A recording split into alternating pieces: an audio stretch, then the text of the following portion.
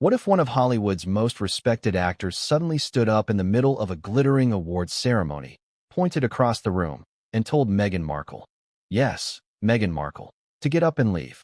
What if the room went so silent you could hear the clinking of a champagne glass 3 tables away?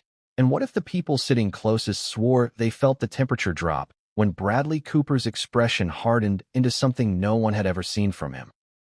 Before we continue, please hit the like button, subscribe to the channel, and turn on the notification bell for updates.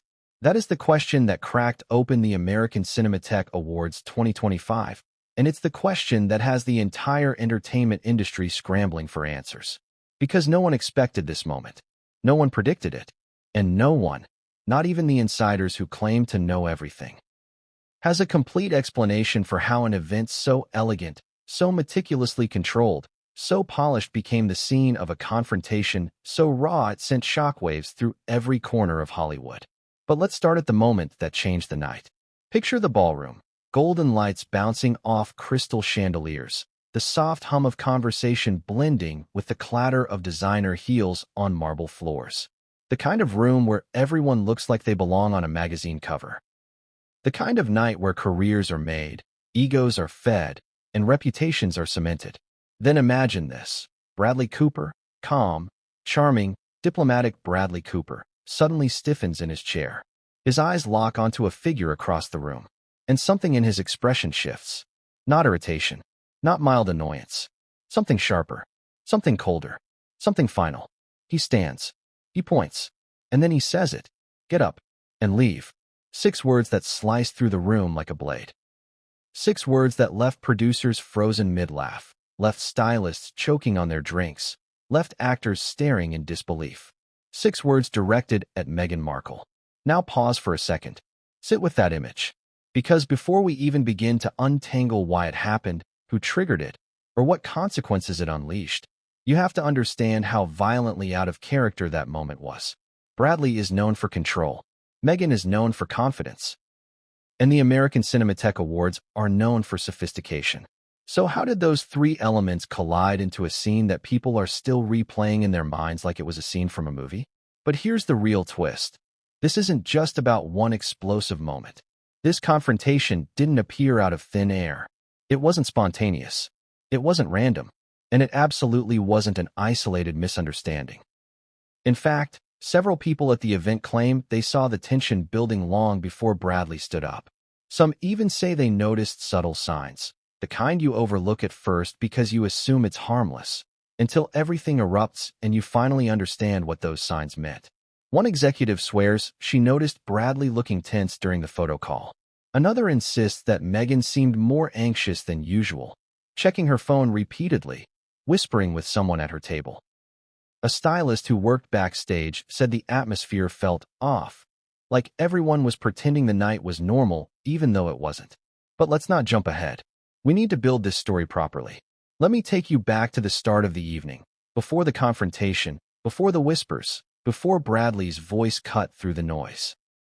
Because to understand what happened, you need to understand the energy of that room, the stakes of the event, and the fact that Meghan's presence itself was already raising questions. The American Cinematheque Awards aren't just another red carpet event. They're a fundraiser, a celebration of filmmaking, and a gathering where the most influential people in Hollywood show up in their best behavior. This isn't the place where scandals are supposed to happen. This isn't the room where conflicts are supposed to explode.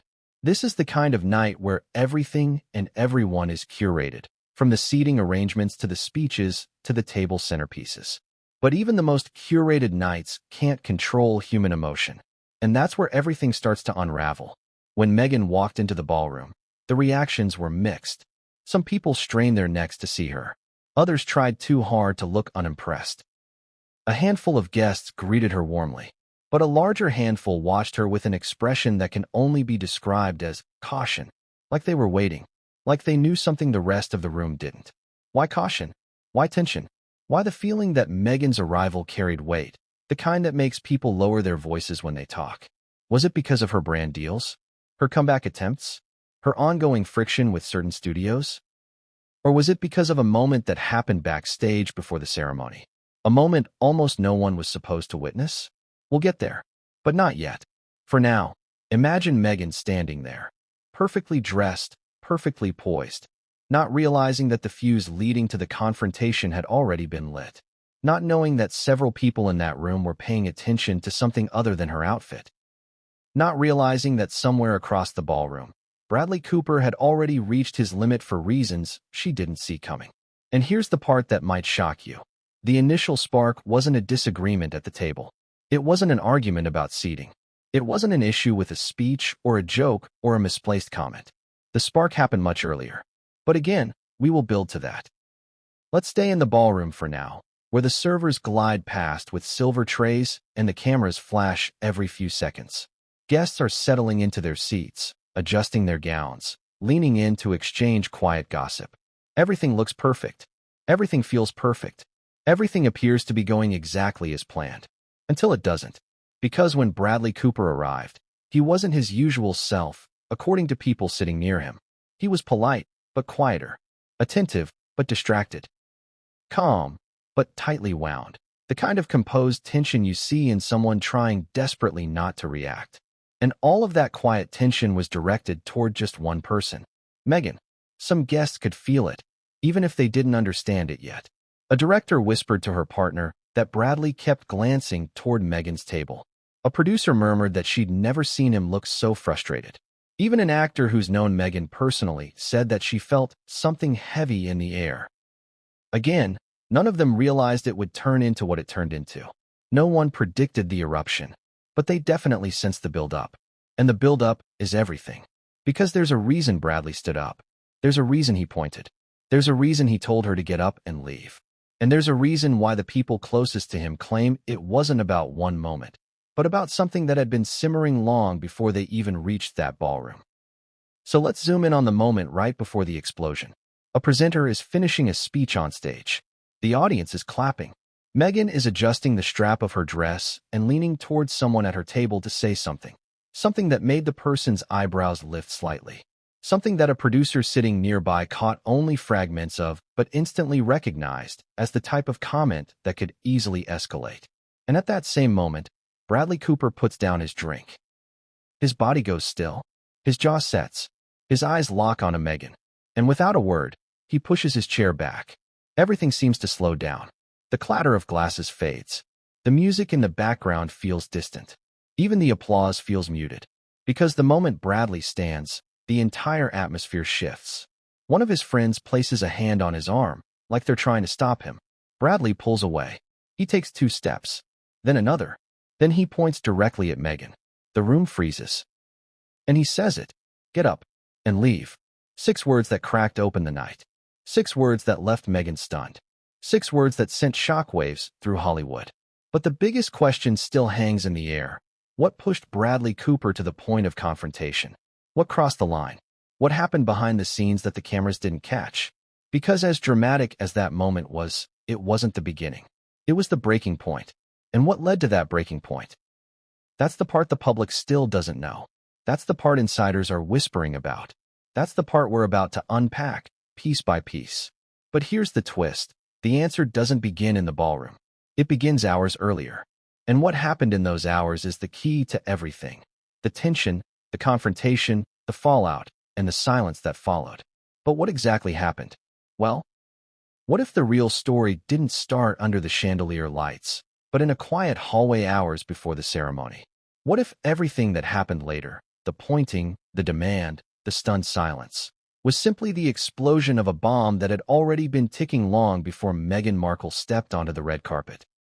And what if Bradley Cooper, a man known for being measured, diplomatic, and almost painfully composed, walked into that ballroom already carrying a decision he hoped he wouldn't have to make? That is the part no one talks about. The part behind the glamour. The part no camera captured. But let's peel back the layers. Because hours before Bradley's confrontation echoed across the room, something happened that sent the night careening toward disaster. Something subtle. Something quiet. Something explosive. And the moment you see it, everything, and I mean everything, suddenly makes sense. Imagine the backstage corridor of the American Cinematheque Awards. It's not glamorous. It's not elegant. It's the place where staff rush around, walkie-talkies crackle, and celebrities slip through to avoid the crowd. It smells faintly of hairspray, coffee, and expensive perfume. It's where the real nerves live, the pre-show jitters, the whispered arguments, the last-minute changes. Now imagine Meghan Markle stepping into that corridor. Her arrival is silent, but her presence isn't. Even here, away from the red carpet, she draws eyes. Assistants straighten up. Stylists pause with steaming irons. Production runners exchange glances. Someone pretends to check their clipboard just to catch a glimpse of her without looking obvious. But here's the twist. Someone else was already in that corridor. Someone who didn't expect to see Meghan this early. Someone who, according to insiders, had been warned something might happen. Bradley Cooper. Not dressed yet for the main event. Not surrounded by fans. Just him, in a fitted black t-shirt, a coffee in hand, leaning against a table as he reviewed notes for his segment. And that's when it happened. Did he hear something? Did someone tell him something moments before she walked in? Did Meghan say something that instantly triggered the unraveling of the night?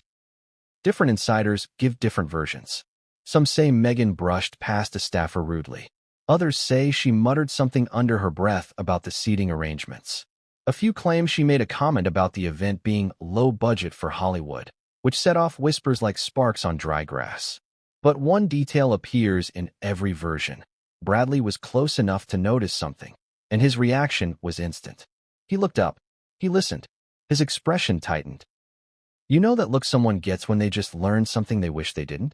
When their mood shifts so fast, it's like a storm cloud rolling across a sunny sky. That's the look his makeup artist later described. The shift, the darkening, the sort of expression you only get when a line has been crossed. But here's the contradiction. Meghan didn't see him. Or maybe she did, and pretended not to. Which one do you believe? Because here's where things get interesting.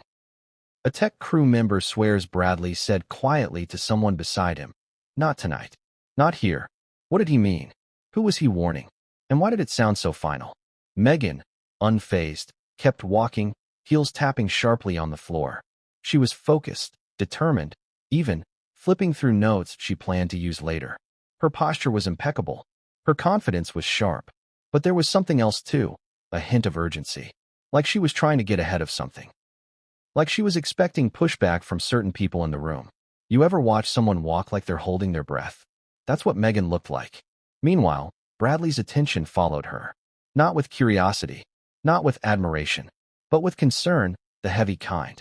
Why? What did he already know? What had he been told earlier in the day? Let's take a step back for a second and breathe, because all of this matters more than you think. You know how people say big explosions come from small sparks? This was the spark, and no one in that hallway realized it.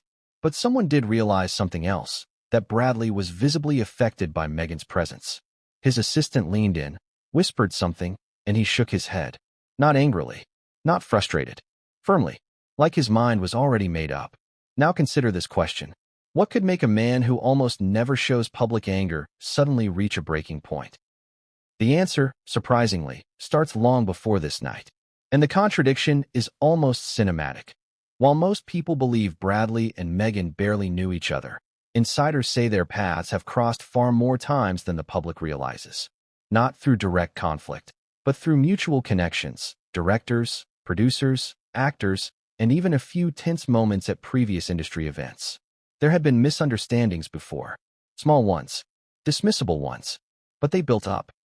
Layer by layer, in a town where reputations are currency. And tonight was the night those layers finally crushed the calm exterior Bradley usually wears like armor. But let's take you back to the moment in the corridor, because something else happened there. Something that would become the foundation of everything that followed. A young coordinator carrying a clipboard attempted to pass Meghan, but Meghan's path cut directly in front of her. The coordinator hesitated and stepped back, murmuring, "Excuse me." Meghan didn't respond. Not even a nod. Not even a glance. She kept moving. Was she distracted? Nervous? Focused? Or was it something else? This tiny moment ignited something in the people watching. A ripple. A shared look. A whisper behind a hand. But Bradley? He didn't whisper. He didn't look around. He stared straight ahead, jaw clenched. Ask yourself this.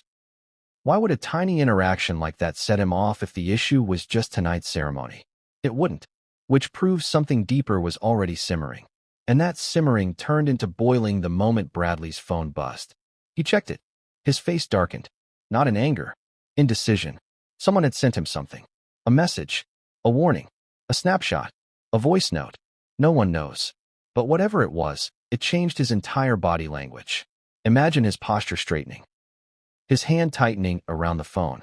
His breathing shifting. Sharper, heavier. That was the moment the outcome became inevitable. Because Bradley didn't walk into that ballroom neutral. He walked in knowing something. And that something followed him to his table like a shadow. Now let's fast forward to the ballroom again. Because now you can feel the thread connecting the two moments, backstage and on stage.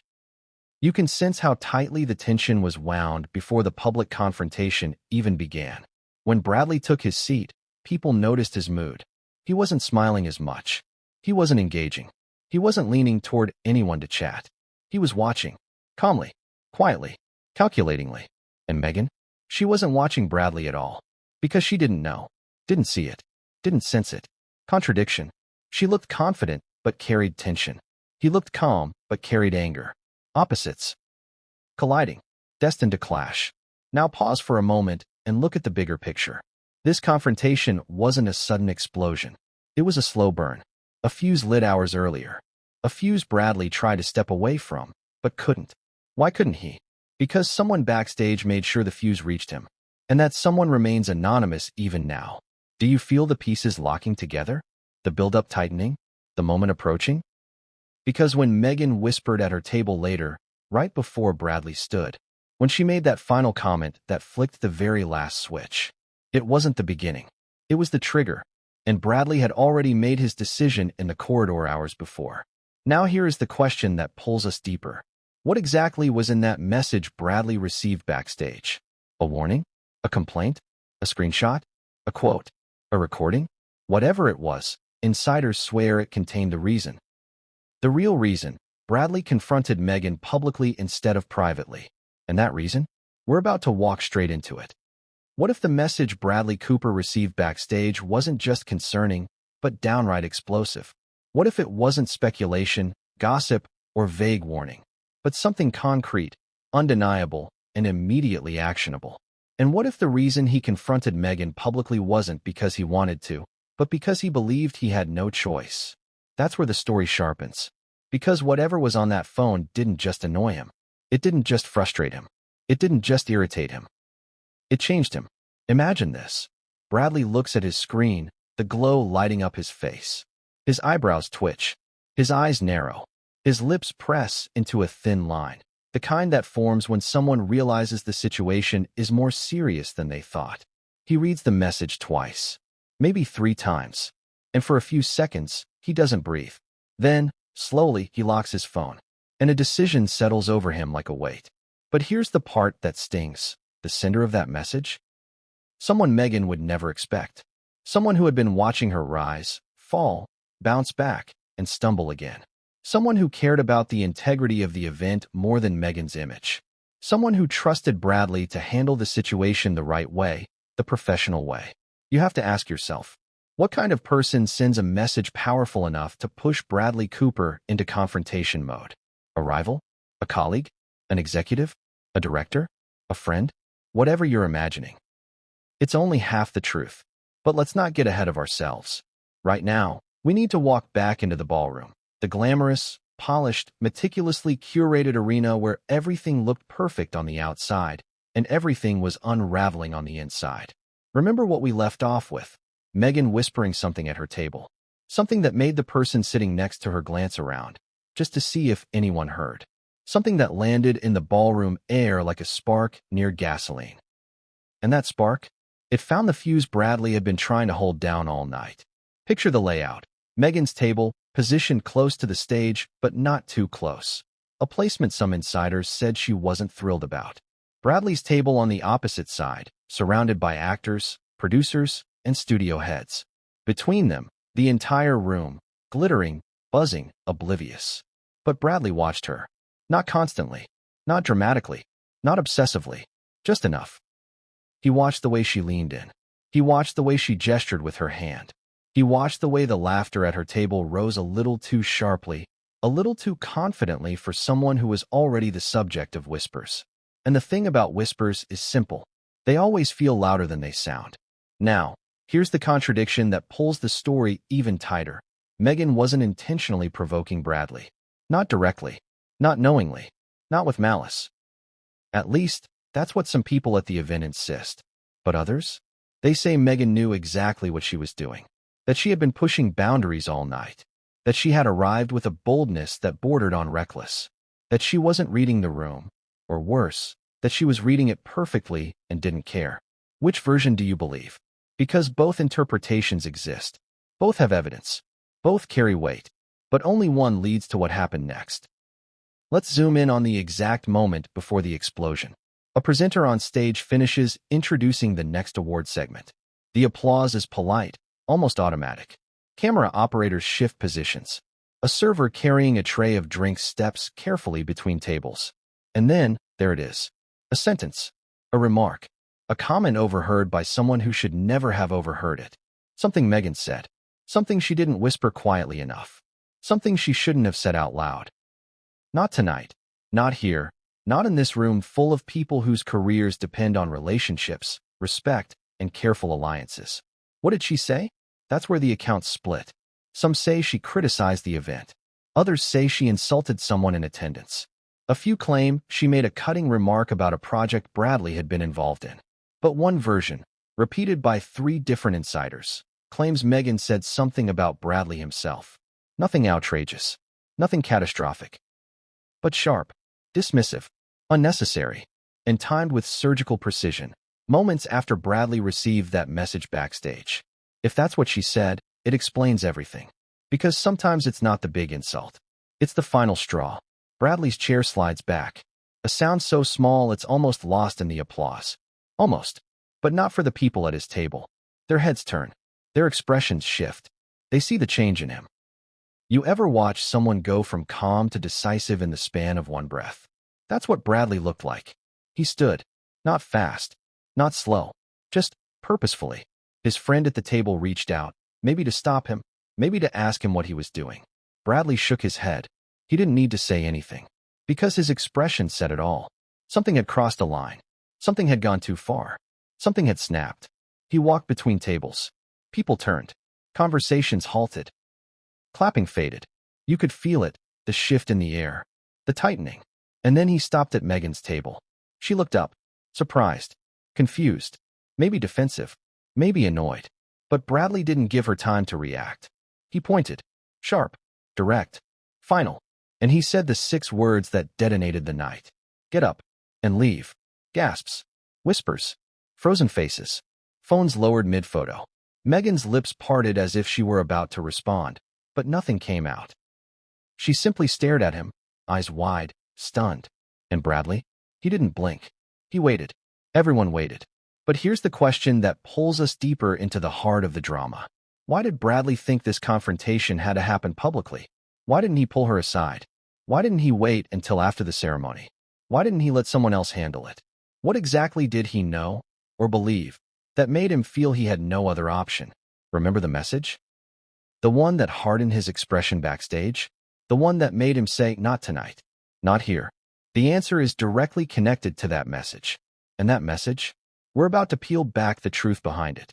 What kind of message can push a man like Bradley Cooper, calm, admired, emotionally disciplined, to the point where he confronts someone publicly in a room full of Hollywood royalty? What kind of message is severe enough that he didn't wait for a break, didn't wait for privacy, didn't wait for a better moment? That's not impulsive behavior. That's decisive behavior. And decisive behavior only comes from certainty. So the question becomes, what did Bradley see? Let's recreate that moment backstage with the clarity of hindsight. Bradley reads the message. His expression darkens. He locks his phone. But what we missed earlier, and what insiders later revealed, is how he reacted after that. He didn't sigh. He didn't mutter. He didn't complain. He didn't vent to the people nearby. He went completely silent. Still, focused. You ever see someone receive news that shifts their entire energy? News that requires immediate action? News that demands a response? That was Bradley. Now imagine this. The message wasn't a single sentence. It wasn't a blurry screenshot. It wasn't vague insinuations. It was a detailed alert, almost like a heads up, from someone who had been monitoring tension all evening. Someone who wrote, "She's going to cause a scene. You need to be prepared."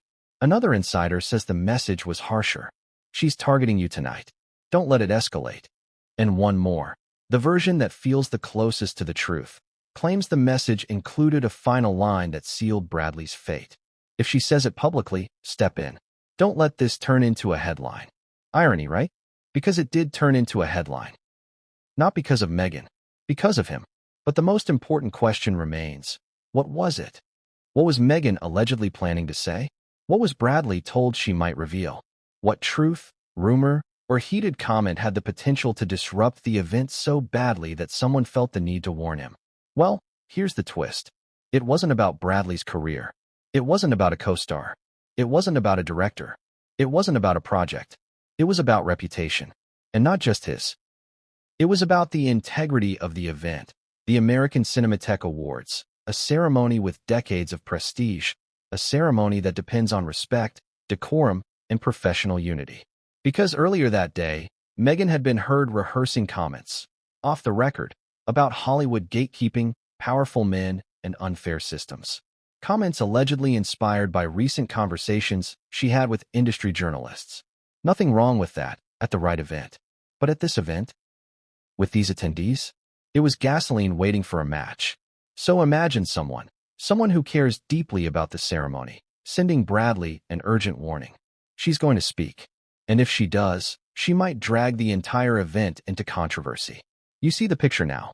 Bradley didn't confront her out of anger. He confronted her out of fear. Fear of what might unfold if Meghan chose to speak publicly with cameras rolling and industry leaders watching. And now we return to the ballroom, where Bradley stands before Meghan, pointing, waiting for her to rise. The room is frozen. Suspense hangs like a tight rope above everyone's head. But Meghan doesn't get up. Not immediately. Not out of fear, but out of confusion. You know that moment when someone publicly calls you out and your brain scrambles to figure out what they're talking about? That's what flashed across Meghan's face. Her eyes narrow slightly. Her lips part. She leans back in her chair, stunned. Around her, guests shift uncomfortably. A comedian at the next table stops mid-joke. A director slowly lowers his glass. A studio executive mutters, "Oh no, no, no, not here." Meanwhile, Bradley stands motionless. He doesn't raise his voice. He doesn't repeat himself. He doesn't lean in. Because he doesn't have to. His tone was final the first time. But here's where the moment fractures. Meghan finally speaks, softly, almost incredulously. "Are you serious?" Bradley doesn't blink. People nearby exchange alarmed glances. This isn't playful tension. This isn't a staged disagreement. This is real, raw, unfiltered. And then Meghan does something that complicates everything. She smiles. Not a warm smile. Not a calm smile. A surprised, disbelieving, almost amused smile. A smile that says, "You must be joking. Why are you doing this? You can't be serious." But Bradley is serious. He leans in slightly. Not aggressively, not threateningly, but firmly, like someone speaking the truth no one else is willing to say. "Don't do this," he says quietly. "Not tonight." And the room tilts. Because now it isn't just confrontation. It's warning. It's regret. It's tension wrapped in emotion. Now, think about the contradiction this creates. If Bradley was furious, he would have shouted. If he wanted to humiliate her, he would have made a spectacle. If he despised her, he wouldn't have softened his tone. But that quiet "don't do this" tells a different story. This wasn't personal. It was preventative, which makes Meghan's reaction even sharper. She raises her chin, straightens her posture, and says, "I'm not doing anything." The air crackles. A server nearly drops a tray. The stage lights flicker. You can feel everyone's pulse spike. Because now there are two possibilities, each one equally explosive.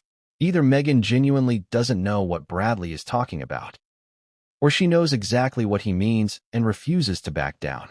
Which side do you believe? Because Bradley clearly believed one version, and his belief fueled the entire confrontation. Meanwhile, Meghan believes another version, and her belief turns a single moment into a collision of perspectives, misunderstandings, and tightly wound emotions. But here's the part people forget. There's always more than two sides to a Hollywood story. there's a third side, the truth. The piece neither party fully sees in the chaos. And that truth? It's buried in the message Bradley received. Because according to one insider, someone who worked the event, the message didn't just warn Bradley. It named Meghan directly. It accused her of planning to use the event as a platform. It claimed she had already told people she was done staying silent. And that line, staying silent, is what set off alarm bells. Bradley wasn't protecting himself. He was protecting the event. But Meghan? She believed she was doing nothing wrong. Two intentions, two perspectives, two truths, colliding in one ballroom. Now here's the real twist, the part no one expected. The person who sent Bradley the message was also watching the confrontation unfold from across the room. And when they saw Meghan's reaction, they realized this was never going to be a private disagreement. This was going to explode, no matter what. But what they did next, that's what pushes the story straight into Chapter 1. Because as Bradley waited for Meghan to stand, as Meghan stared back with disbelief flooding her face, as the room held its breath, someone else stood up.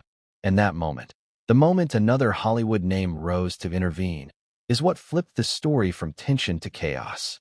But who stood up? And why? We're about to step into that exact second, the second the room froze and changed forever. What if the moment that changed the entire American Cinematheque Awards didn't begin with Bradley Cooper's voice, but with someone else rising before him?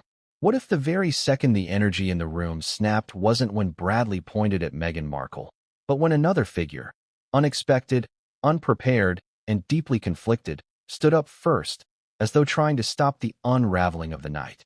Because that's where Chapter 1 begins. Not with Bradley, not with Meghan, but with the shockwave that hit the room the moment someone else rose, the moment everyone realized the confrontation was no longer containable. And the irony? The person who stood up wasn't trying to escalate anything. They were trying to prevent what was already happening. But let's slow down and rewind to the exact millisecond the room froze. Because to understand the explosion, you have to feel the air in that ballroom. Thick, charged, heavy. As Meghan locked eyes with Bradley Cooper, her disbelief battling his resolve. Imagine the room. Hundreds of guests shifting in their seats, champagne glasses halfway to lips, forks hovering over plates. The stage lights glow gold. The orchestra sits silent between cues. The presenters backstage adjust their microphones. Then everything stills. Everything. Imagine how sound disappears in a high-ceiling ballroom when tension hits. No more rustling fabric. No more clinking silverware. No more whispers. Just silence. Absolute silence. Because the image of Bradley Cooper, one of Hollywood's most respected, admired, and level-headed actors, pointing at Meghan Markle with a command in his voice wasn't something anyone knew how to process. It didn't fit into their idea of who he was. And it didn't fit into their expectations of how the night was supposed to go. So when Bradley said it, get up and leave, the room felt like it stopped breathing. Meghan froze. Her eyes widened. Not in fear, but in shock. Her fingers curled around the edge of the tablecloth as though she needed something solid to anchor herself. She didn't move. She didn't blink. She didn't speak. Not yet. Because before she could respond, before the incident could swing toward chaos or calm, before the entire night could tilt one way or another, someone at Meghan's table suddenly rose. And that moment is the true beginning of Chapter 1. Who stood first? A-list circles are full of alliances and silent loyalties. People protect each other, sometimes out of friendship, sometimes out of fear, sometimes out of strategy. And the person who stood up before Bradley could escalate wasn't Meghan's closest ally. They weren't even her friend. It was someone who simply couldn't let the scene unfold unchecked. A man with a reputation for peacemaking. A man who avoids drama like most avoid paparazzi. A man who has been on both sides of Hollywood's brutal politics and survived. Let's call him the intervener for now, because revealing his name too soon ruins the tension. But you know him. Everyone in that room knew him. And everyone knew he despises public conflict. So when he jerked up from his chair, almost knocking it over, the room's shock doubled. Because if Bradley's anger cracked the night open, the intervener's reaction proved this wasn't a misunderstanding. This was a crisis. Picture him stepping between the tables, one hand raised, not in aggression, but in alarm. Alarm directed at Bradley. Alarm directed at Meghan. alarm directed at the room. The subtext in his expression was loud. Stop this. Not here. Not like this. But here's the twist. Bradley didn't stop. He didn't soften. He didn't retract. He didn't hesitate. If anything, he stood taller. Because the presence of the intervener didn't calm Bradley, it stiffened him. And that contradiction tells you everything. Bradley wasn't acting out of impulse. He was acting out of conviction. Meanwhile, Meghan, still seated, still stunned, finally inhaled. A slow, shaky breath that carried 10,000 questions. Her throat tightened. Her eyes darted from Bradley to the intervener to the stunned faces around her. "Why are you doing this?" she whispered, barely audible, but audible enough. And here's the part that hit the room like a second shockwave. Bradley didn't answer her. Not with explanations. Not with context. Not with the words she was expecting. He simply repeated, not loudly, not harshly, but with unshakable firmness. "Get up." The intervener stepped forward. He reached out, placing a hand on Bradley's arm. A gesture meant to ground, soothe, cool. But Bradley pulled his arm away. Not aggressively. Not violently. Just decisively. And that small movement, that tiny, controlled refusal, said more than any shouted argument ever could. Because Bradley didn't just disagree with the intervener. He didn't want mediation. He didn't want a buffer. He didn't want someone stepping in to soften what needed to be said. He wanted Meghan out. Immediately. Now ask yourself, how often do you see Bradley Cooper reject someone's attempt to keep the peace? How often do you see him allow conflict, let alone fuel it? Exactly. That's why the room froze even harder. But let's zoom in on Meghan's reaction, because it reveals a side of her the cameras have never captured so clearly. She wasn't defiant. She wasn't crumbling. She wasn't angry. She was genuinely confused. She looked around like someone desperately trying to understand what rule she had broken, what line she had crossed, what message she had missed. "Bradley," she said again, her voice threaded with disbelief. "What's going on?"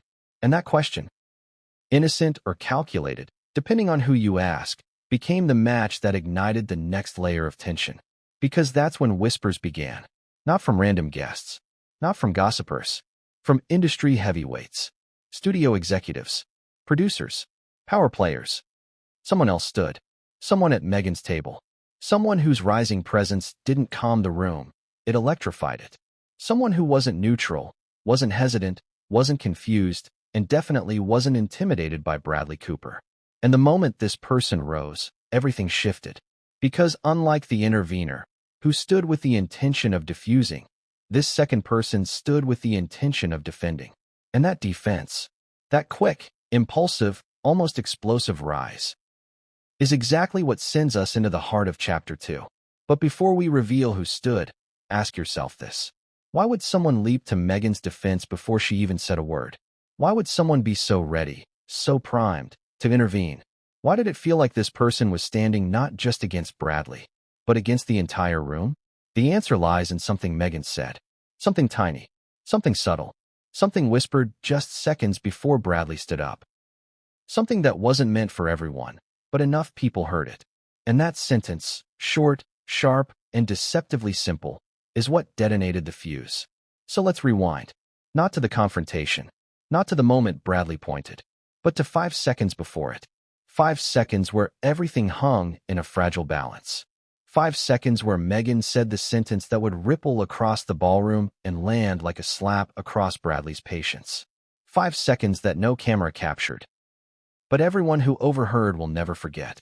Let's go to Meghan's table. She sits angled slightly toward a woman beside her. A woman in a black gown with sleek hair and a tense smile.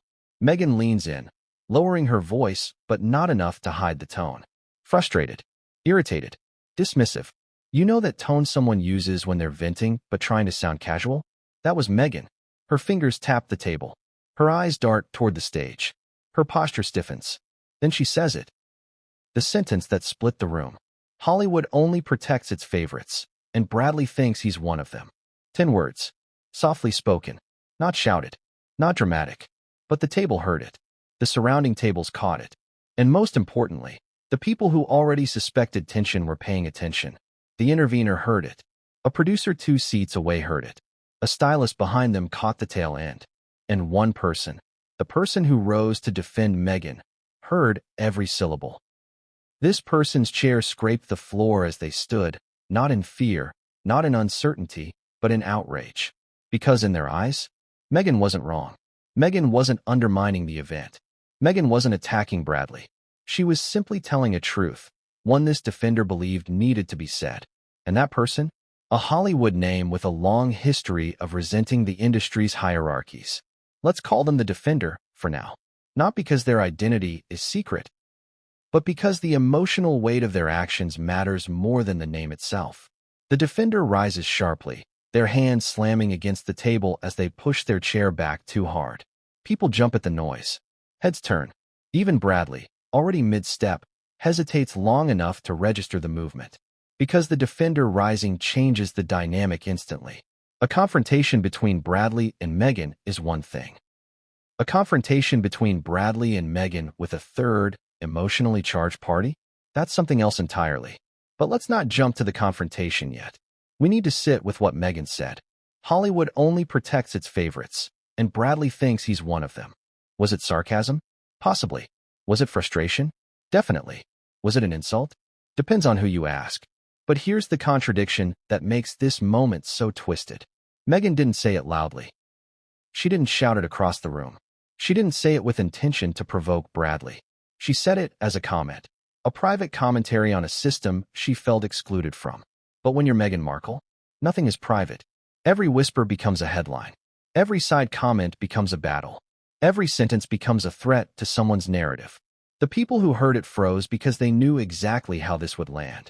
And the people who didn't hear it sensed the shift in energy anyway. Now imagine Bradley hearing this. Not from Meghan directly, but from someone who overheard and immediately texted him. She's calling you one of Hollywood's favorites who only cares about being protected. Was that the exact wording? We'll never know. But that's the version 3 insiders claim was sent. And that version, that twist, is what broke Bradley's composure. Because Bradley has spent years pushing back against the idea that Hollywood protects him unfairly. He built his career from small roles, from rejections, from relentless self-improvement. Being labeled a favorite, implying he was shielded, privileged, insulated, was the one accusation he never tolerated. Especially not tonight. Especially not from Meghan Markle. So when he received that message, when he connected that message with her comment at the table, when he saw her laughing after saying it, that was the breaking point. The moment he stood. Now let's go back to the defender. This person wasn't just reacting to Meghan's comment. They were reacting to Bradley's reaction. Because the defender didn't stand up when Meghan said the sentence. They stood up the moment Bradley approached her table. And that tells you everything. The defender's loyalty wasn't to the sentence. It wasn't even to the truth behind it. Their loyalty was to Meghan, someone they believe Hollywood unfairly targets. Someone they believe gets harsher criticism than others. Someone they believe is constantly punished for the same confidence others are praised for. So when Bradley approached, the defender rose like a shield, emotionally, instinctively, protectively. Their voice sliced through the silence. Bradley, what are you doing? Not in curiosity, in accusation.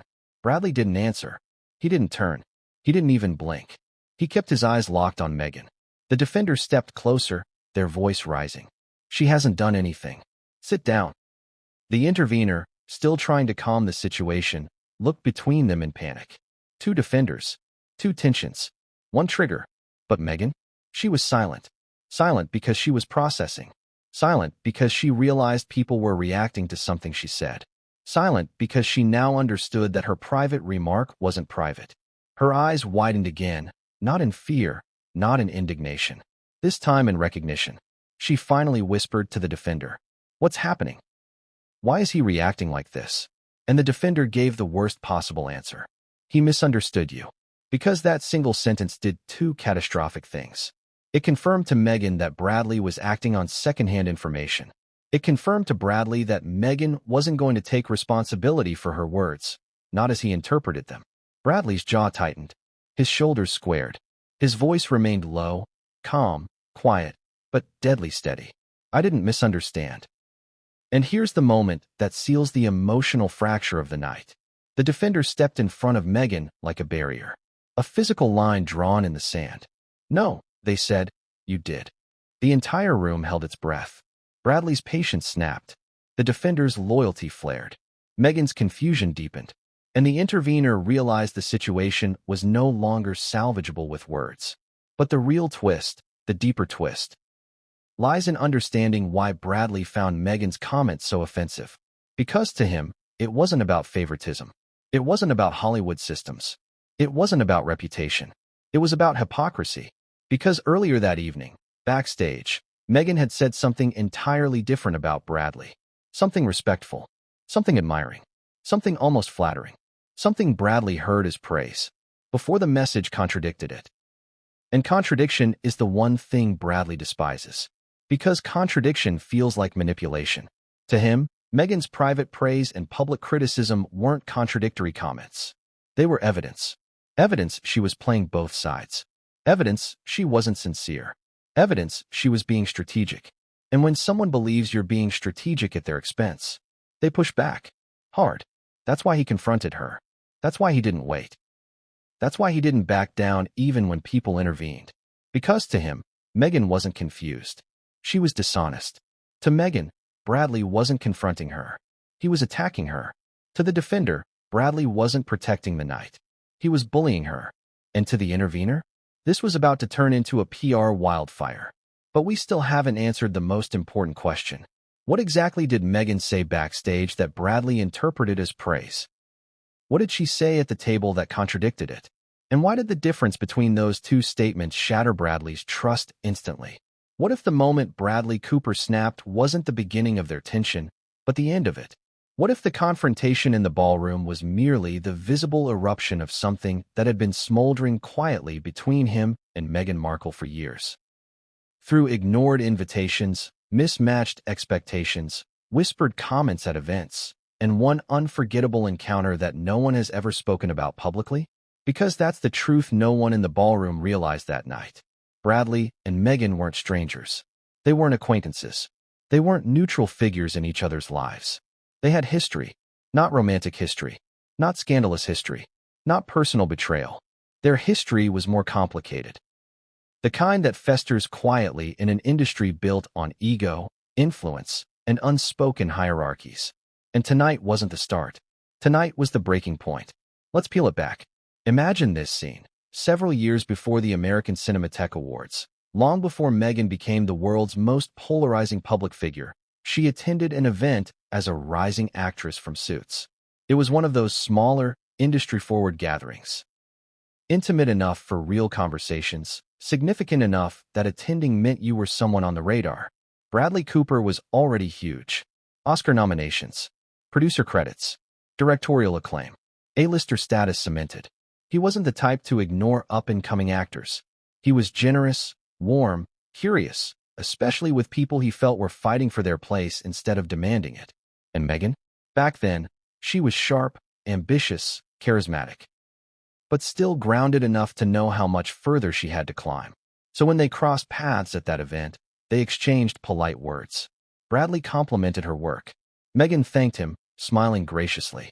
But then came the moment, the small, seemingly insignificant moment, that planted the seed for everything that would eventually erupt in that ballroom.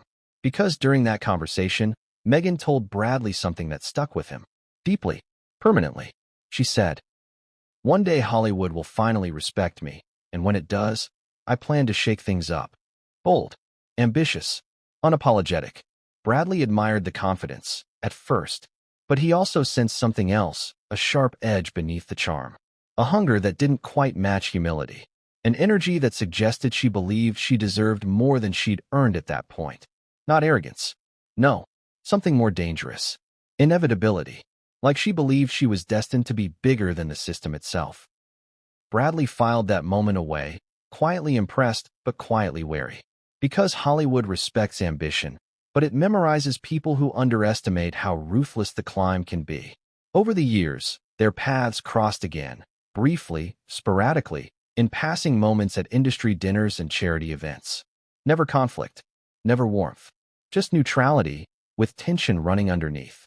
But the real fracture, the one that connected directly to the ballroom incident, didn't happen years ago. It happened hours before the ceremony. Let's return to backstage. Remember that message Bradley received? Remember how it hardened him? How it made him murmur, "Not tonight. Not here." To understand that message, you need to understand what happened just 30 minutes earlier. Bradley was quietly reviewing notes backstage, preparing for his segment.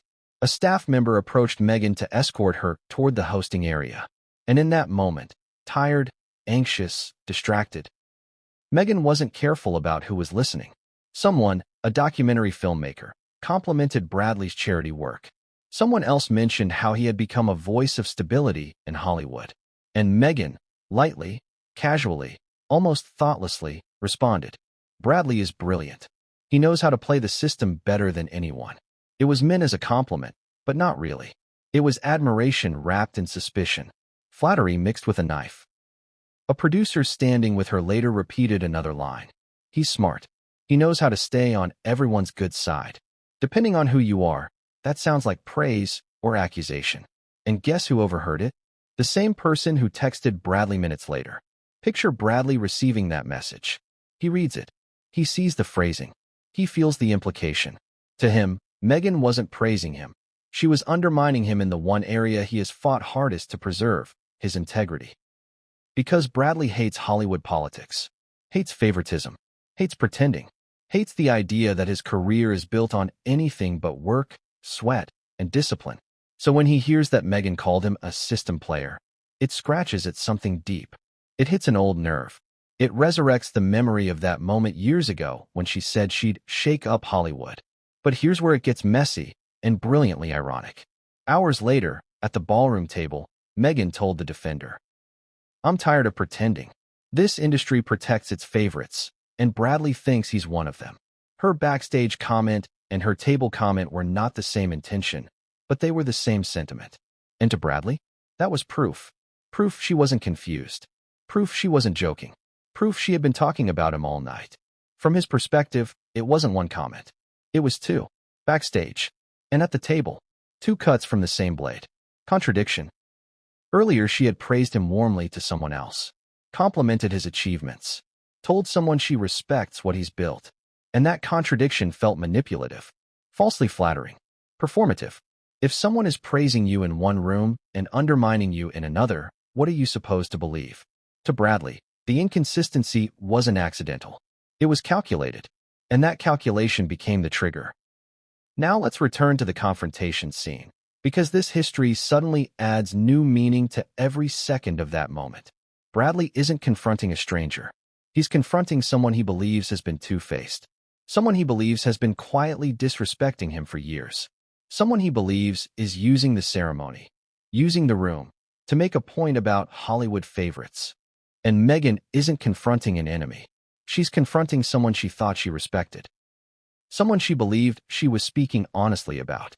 Someone who now seems to be attacking her without explanation. The Defender stands in front of Meghan. The intervener stands next to Bradley. Two allegiances forming. Two perspectives clashing. But beneath that, two private histories colliding. Meghan's rising frustration wasn't just confusion. It was the realization that Bradley believed the worst interpretation of her words. And Bradley's fury wasn't hostility. It was the culmination of years of warning signs he had ignored. Now imagine the emotional collision. Bradley, teeth clenched, staring at someone he believes is undermining the ceremony. Meghan, shocked, staring at someone she once admired, unable to understand his rage. The Defender, ready to fight. The intervener, desperate to stop it. And the room? Silent. Frozen. But what no one in that room knew, not Meghan, not the Defender, not the guests, was that Bradley's resentment wasn't about tonight. It was about a specific moment years ago. A moment he never forgot. A moment Meghan doesn't even remember. Let me take you back to that moment. It was a charity gala. A red carpet drenched in photographers. A fundraiser for youth programs. A night where people were supposed to be at their most gracious. Bradley was mid-conversation with a young filmmaker. Meghan, still early in her career, passed by with someone from her team. She glanced at Bradley, barely acknowledging him, and muttered something that he didn't catch entirely. But he caught enough. People like him always get the spotlight. It wasn't an attack. It wasn't an insult. It wasn't even about him, necessarily. It was frustration, pure, raw frustration, spilling out of her in a moment where she believed no one was listening. But he heard it, and it stuck with him. Because he had fought for his spotlight. He had earned every sliver of attention. He had struggled through addiction, failure, rejection. He had rebuilt himself. And hearing someone, anyone, suggest his success came easily, it scraped something deep.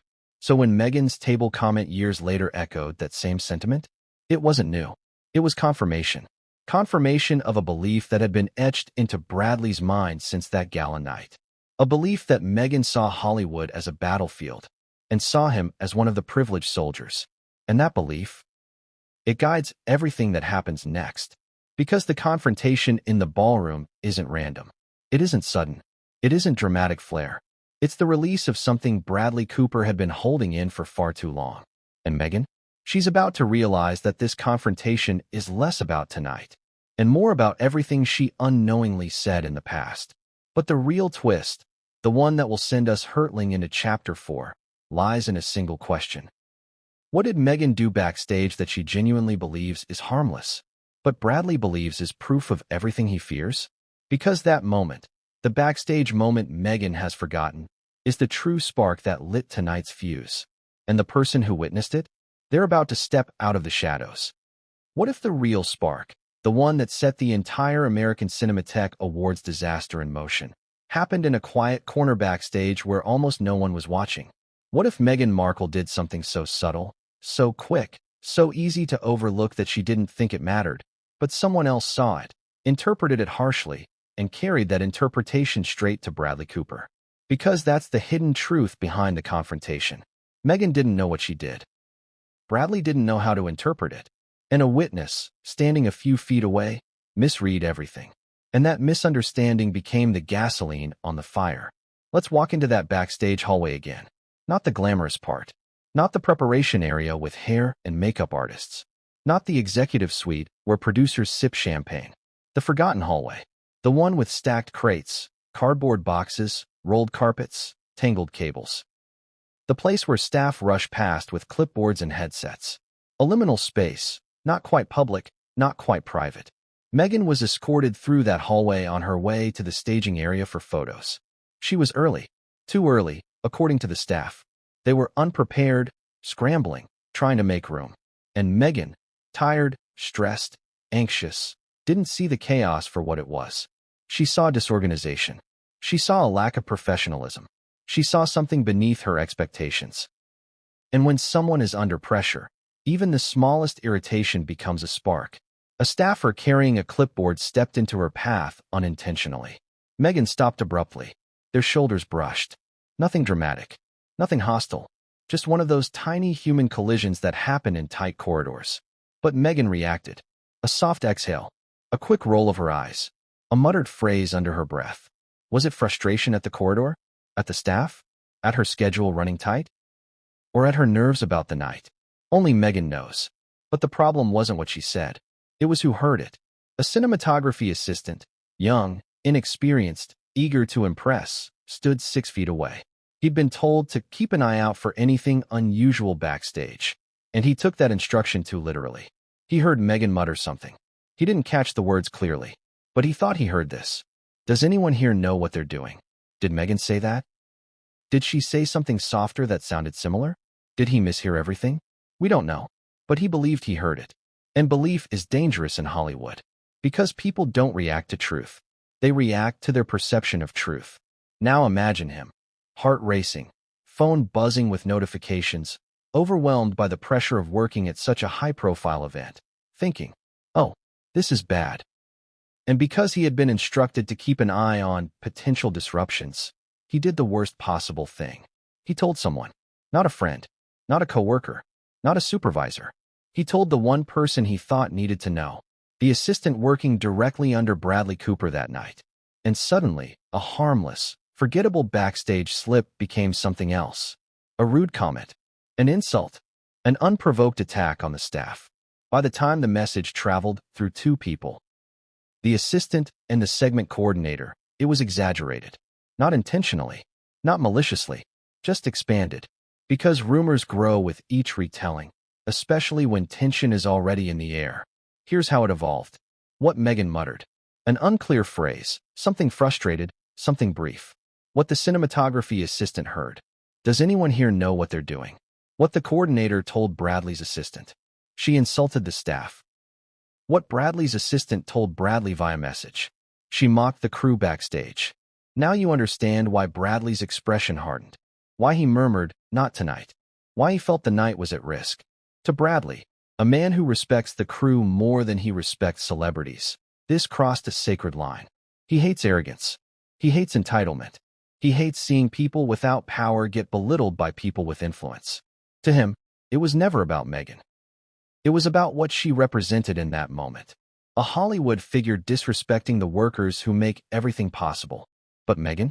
She had absolutely no idea this rumor had reached him. She didn't know a staffer misheard her. She didn't know the message was exaggerated. She didn't know it was twisted again by the time it hit Bradley. She thought her only crime was a frustrated private comment at her table. She didn't know she was being judged for something that happened in a hallway she barely remembered.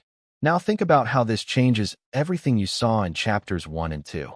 Bradley thought Meghan was undermining him, undermining the staff, undermining the event, preparing to say something controversial publicly, and mocking Hollywood favorites. To him, she wasn't a victim.